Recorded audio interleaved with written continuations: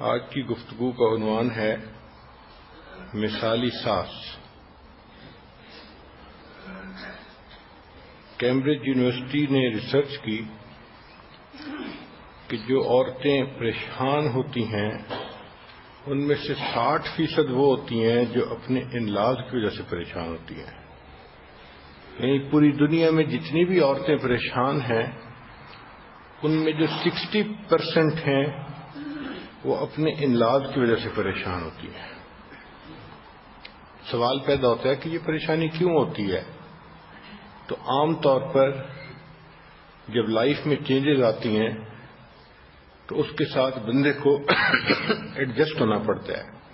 یہ adjustment problem ہوتے ہیں۔ جو ڈاٹر ان لا ہے وہ آتی ہے اور وہ سمجھتی ہے کہ شوہر میرا ہے، گھر میرا ہے، یہاں پہ حکومت میری ہوگی، اور مدر ان لا یہ سمجھتی ہے کہ بیٹا میرا، اسے پالا پوسا میں نے اور اب تک یہ میرا رہا، اب یہ نئی آنے والی کہیں میرے بیٹے کو مجھ سے دور نہ کر دے۔ تو ماں کے دل میں ایک فیئر آف ان نون ہوتا ہے، جس وجہ سے ڈاٹر ان لا اور مدر ان لا میں آپس میں شروع سے ہی ایک کھینچا تانی کا معاملہ ہوتا ہے۔ ذرا ذرا سی بات کو دیکھنا، سوچنا، اس نے کیا کہا، اس کا مقصد کیا تھا۔ تو ان چیزوں کی وجہ سے یہ ریلیشن شپ آپس میں اتنا اچھا نہیں بن پاتا۔ شریعت نے اس کا بہترین اصول بتایا کہ تعلیم یہ دی کہ دیکھو، شادی سے پہلے لڑکی کی ایک ماں تھی، ایک باپ تھا۔ جب شادی ہو گئی، نکاح ہو گیا، تو اب جو ہسبینڈ کے والدین ہیں وہ لڑکی کے لیے ماں باپ ہی کا درجہ رکھتے ہیں۔ تو شریعت نے ساس اور سسر کو ماں اور باپ ہی کا رتبہ دیا۔ اگر اس اصول کو زندگی میں اپنایا جائے تو ہماری ساری پریشانیاں ختم ہو جائیں۔ جیسے تالی دو ہاتھ سے بجتی ہے، یہ تعلق بھی دو طرف سے نبھایا جاتا ہے۔ مدر ان لا اپنی طرف سے بچی کے ساتھ محبت سے پیش آئے، اس کو اپنی بیٹی کی طرح رکھے، اس کو غیر نہ سمجھے، اور ڈاٹر ان لا مدر ان لا کو اپنی ماں کی طرح سمجھے اور اس کی ایڈوائس کو کریٹیسزم نہ سمجھے۔ جب دونوں طرف سے یہ کوشش ہوگی تو یہ ریلیشن شپ ایک دوسرے کے ساتھ بہت اچھا رہے گا۔ شادی کے بعد یہ ایک ٹگ آف وار ہوتا ہے جس میں دو عورتیں کھینچا تانی میں جو ہے وہ لگی ہوتی ہیں، اور ان کا آبجیکٹو یہ ہوتا ہے کہ who is going to be the primary woman of the family, کہ گھر کے اندر بات کس کی چلے گی۔ مدر ان لا چاہتی ہے کہ فائنل ڈیسیژن میرا ہو، جو میں کہہ دوں بس اس کو مانا جائے، اور ڈاٹر ان لا کہتی ہے کہ میرا ہسبینڈ ہے لہذا حکومت میری ہونی چاہیے۔ تو یہ چیز آپس میں ایک دوسرے کے ساتھ ٹینس ہونے کا سبب بنتی ہے۔ چنانچہ اٹلی کے ایک انسٹیٹیوٹ نے 26 سال اس کے اوپر ریسرچ کی۔ آپ اندازہ لگائیے کتنی محنت کی ہوگی، کتنا پیسہ لگایا ہوگا، کتنے مین آور اس کے اوپر لگے ہوں گے، کہ ایک انسٹیٹیوٹ نے 26 ایئرز میرڈ لائف کے اوپر سرچ کی، اس کا ڈیٹا اکٹھا کیا، اور پھر انہوں نے کہا کہ اس ریلیشن شپ کو بہتر بنانے کے لیے دونوں کو محنت کرنی پڑتی ہے، مدر ان لا کو بھی محنت کرنی پڑتی ہے اور ڈاٹر ان لا کو بھی محنت کرنی پڑتی ہے۔ چنانچہ ایک ڈاٹر ان لا کے 2 بچے تھے، تو جب مدر ان لا چاہتی کہ میں ان بچوں سے ملوں تو یہ اس میں رکاوٹ ڈالنے کی کوشش کرتی تھی۔ حد الوسع اس کی یہ کوشش ہوتی تھی کہ مدر ان لا بچوں کو نہ مل سکے۔ وہ کہتی ہے کہ جب میرے بچے خود بڑے ہو گئے اور پھر ان بچوں کی شادیاں ہو گئیں تو جو میں نے اپنی مدر ان لا کے ساتھ کیا تھا، آنے والی ڈاٹر ان لا نے میرے ساتھ وہی کچھ کیا۔ عدلے کا بدلہ، ٹٹ فار ٹیٹ. تو کہنے لگی کہ پھر مجھے سمجھ آئی مدر ان لا بننے کے بعد کہ ڈاٹر ان لا کیا کرتی ہے، مگر اب تو وقت ہاتھ سے گزر چکا تھا. چنانچہ کتابوں میں لکھا ہے کہ ٹائپس آف مدر ان لا کی چند قسمیں ہوتی ہیں. سب سے پہلی قسم کہ ایسی مدر ان لا کہ جو بچے کے بارے میں کہتی ہے کہ he will always be my baby. اس کا نام انہوں نے لکھا ہے بیبی مدر ان لا. یہ وہ مائیں ہوتی ہیں جو اپنے بچے کا بہت خیال رکھتی ہیں، ان کو کھانے پکا کے کھلاتی ہیں، ان کے کپڑوں کا خیال کرتی ہیں.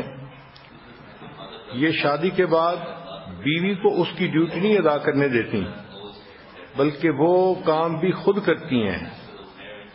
یعنی بچے کے بارے میں یہ بہت پوزیسو ہوتی ہیں. اور دوسری جو قسم ہے وہ کریٹک کہلاتی ہیں. یہ وہ مدر ان لاز ہوتی ہیں کہ جو صرف طنز کرتی ہیں، ایک فقرہ بولتی ہیں اور اس ایک فقرے میں ساری بات کہہ جاتی ہیں. اور عام طور پر مرد لوگ جو ہیں سادہ ہوتے ہیں، ان کو اتنا باتوں کی گہرائیوں کا اندازہ نہیں ہوتا. تو جب کبھی بات ہوتی ہے تو یہ بیٹے کے سامنے سچی بھی بن جاتی ہیں، کیونکہ الفاظ اس نے ایسے بولے ہوتے ہیں کہ جس کے دونوں طرح کے معنی لیے جا سکتے ہیں. اور اگر کبھی پھنس جاتی ہے تو یہ سہارا لیتی ہے میں تو مذاق کر رہی تھی. لیکن یہ الفاظ کے ذریعے، باتوں کے ذریعے اپنی بہو کا دل جلاتی رہتی ہے.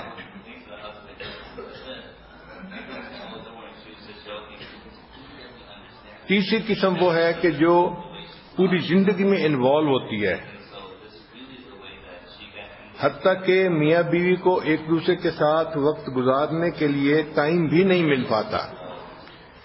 ہم نے بھی اپنی زندگی میں بعض ایسے گھروں کے بارے میں سنا ہے کہ جہاں پر بیوی کو اپنے ہسبینڈ کے کمرے میں جانے کے لیے بھی پرمیشن لینی پڑتی تھی. اب یہ کتنا ظلم ہے. ایک بچی ہے، اس کی شادی ہو چکی، اور اب ساس صاحبہ جو ہیں وہ درمیان میں ایسی بیوروکریسی انہوں نے بنائی ہوئی ہے کہ اس کی مرضی ہوتی ہے تو بیوی خاوند کے کمرے میں جا سکتی ہے، ورنہ کمرے میں ہی نہیں جا سکتی. ایسی جو مدر ان لاز ہوتی ہیں یہ کسی باؤنڈری کی رسپیکٹ نہیں کرتی، وہ باؤنڈری چاہے فزیکل ہو یا ایموشنل ہو. چوتھی ٹائپ آف مدر ان لا جو ہے وہ کہلاتی ہے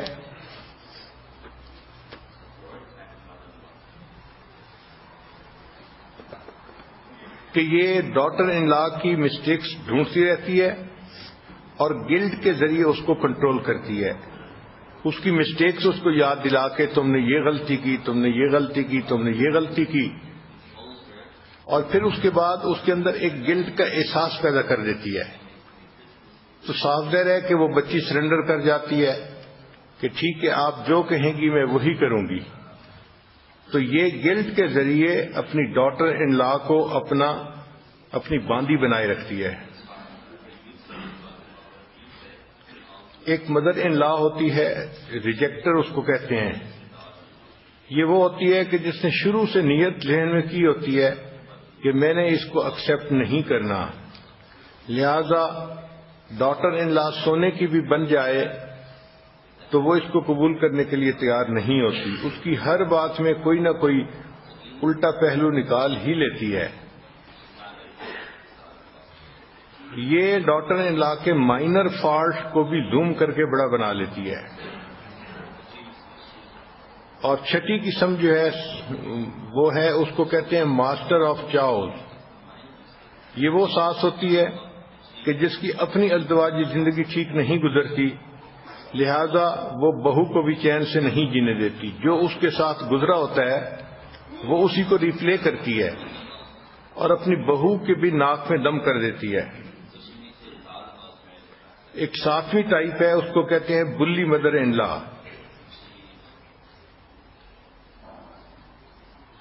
یہ ایک جملہ بولنے کی ماہر ہوتی ہے مثال کے طور پہ یوں کہے گی خامد کے سامنے، مجھے پتہ ہے تم بہت مصروف ہو لیکن تمہارا گھر بہت گندا ہے، تو ایک فکرہ بول کے اس کے سارے کیے کرائے پہ پانی پھیر دیتی ہے، اور اگر وہ اس پر رد عمل دکھائے تو کہے گی میں تو تمہیں تمہاری نشاندہی کر رہی تھی، تمہارے ساتھ خیرخواہی کر رہی تھی، تو یہ خیرخواہی کے اس وقت جو ہے موڈ میں آ جاتی ہے۔ حالانکہ اصل اس کا مقصد یہ ہوتا ہے خامند کے سامنے بیوی کی ایسی ویکنس کو بیان کرنا کہ خامند فیل کرے کہ میری بیوی کے اندر کمزوریاں ہیں۔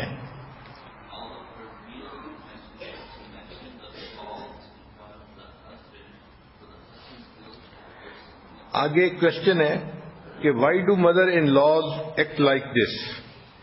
ساس اس طرح کیوں کرتی ہے آخر؟ اس پر ریسرچ کی گئی تو اس کی کئی ساری ریزن نکلی ہیں۔ ایک ریزن تو یہ کہ وہ دل میں بہو کو فیملی کا ممبر ہی نہیں سمجھتی، آؤٹ سائڈر سمجھتی ہیں، اور چونکہ وہ اس کو آؤٹ سائڈر سمجھتی ہیں اس لیے اس کے ساتھ وہ ایکویشن ٹھیک ہی نہیں کرتی۔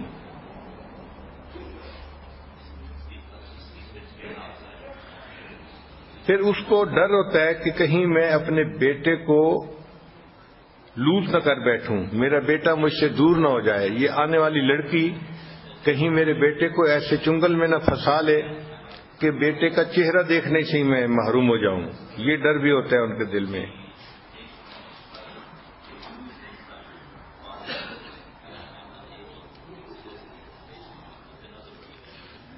یہ وہ مدر ان لاز ہوتی ہیں کہ جن کی ہمیشہ یہ فیلنگ ہوتی ہے کہ daughter in law has stolen my son, اس نے میرے بیٹے کو مجھ سے چرا لیا ہے۔